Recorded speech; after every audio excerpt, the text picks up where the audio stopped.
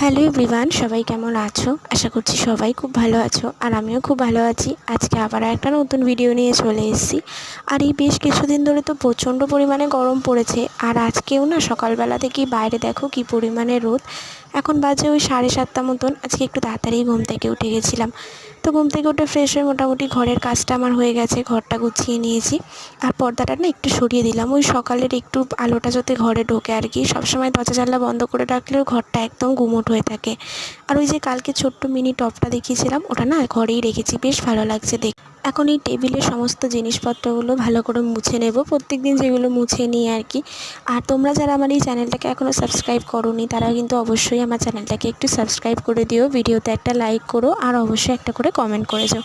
তো টুকটাক কাজ বাজ সেরে নিয়ে এখন বসেছি একটু চা খেতে। আর আমি দুজনে মিলে গল্প করতে করতে চা খেয়ে নিলাম। আর ওদিকে রেডি হচ্ছে, আর আমি রুটিটা বানিয়ে নিচ্ছি টিফিনের জন্য। আগে এসে গ্যাসটা ভালো করে একটু পরিষ্কার করে নিয়েছিলাম, ওই আটার গুঁড়ো গুঁড়ো পড়েছিল, সেটাই মুছে নিলাম। আর এদিকে দেখো আমার রুটিটা বেলাও হয়ে গেছে, মা এবার রুটিগুলো শুধু সেঁকে নেবে। তারপরে ও বেরিয়ে যাওয়ার পরে এখন টুকটাক ঘরের কাজবাজগুলো করে নিচ্ছি। ঘরটা আগে ঝাড় দিয়ে নেব, তারপরে মুছে নেব। আর আজকে একটু তাড়াতাড়ি পুজো দেবো, কারণ আজকে পুজোটা দিতেও বেশ অনেকটাই সময় লাগবে। তো এই যে চান করে চলে এসেছি, এখন পুজোটা দিয়ে নেব। আর আজকে দেখো শিব ঠাকুরের মাথায় জল দিয়েছি, বেলপাতা, ফুল সমস্ত কিছুই দিয়েছি। আর আজকে না অনেকগুলো অপরাজিতা ফুলও দিয়েছিল। আর সব ঠাকুরের কাছে আজকেও অনেকগুলোই মালা দিয়ে দিয়েছিলাম। আর এরকমভাবে পুজো করতে না আমার বেশ ভালো লাগে। তো ওদিকে ঠাকুরকে খেতে দিয়ে এখন আরতিটা দেখিয়ে নিচ্ছি, প্রদীপ ধূপ সমস্ত কিছুই। আচ্ছা, তোমরা কে কে এরকমভাবে পুজো করতে ভালোবাসো আমাকে একটু কমেন্ট করে জানিও। আর এদিকে দেখো শিব ঠাকুরের কাছেও সুন্দর করে আরতি দিয়ে নিচ্ছি।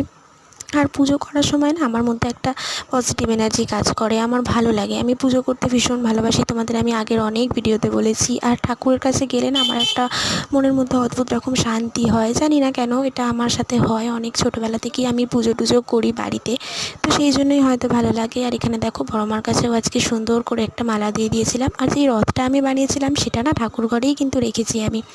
আর এদিকে আমাদের ঘরে ঢুকতেই সুন্দর একটা দুর্গা মূর্তি রয়েছে, তো এখানে ঠাকুরের কাছেও একটা মালা দিয়েছি। এখানে সারদা মায়ের গলাতেও একটা মালা দিয়ে দিয়েছিলাম ছোটো মতন।